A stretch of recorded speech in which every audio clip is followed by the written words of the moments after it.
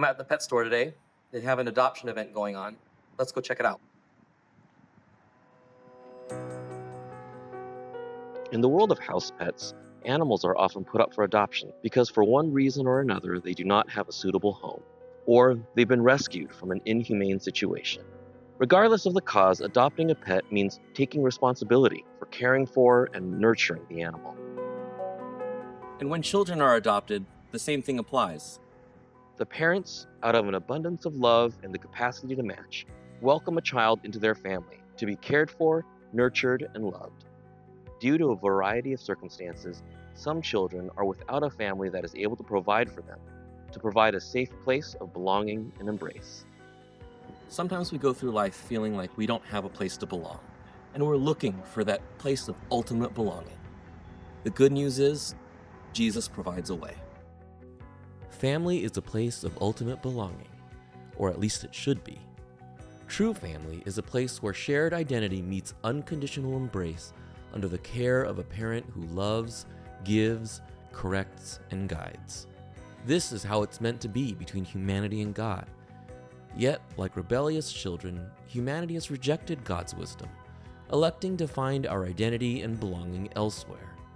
We define who we are in light of wealth and power, status and appearance, and through our physical appetites and desires. Finding our ultimate belonging outside of God's best is what the Bible calls sin. In our sin, humanity opted out of the family connection with God for which we were designed. The good news is, God didn't give up on us. Through Jesus, God has made a way for us to be reunited with God.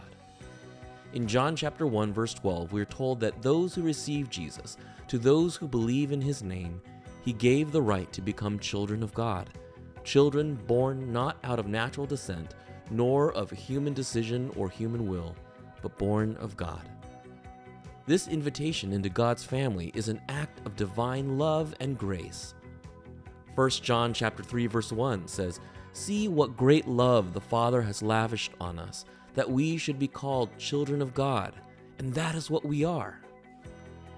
Being adopted into the family of God marks a change in who we are, no longer finding our identity and belonging in things outside of God's best, but finding our identity in being beloved daughters and sons of God. This, of course, has implications for our eternal belonging, but it also has something to do with our life in the here and now.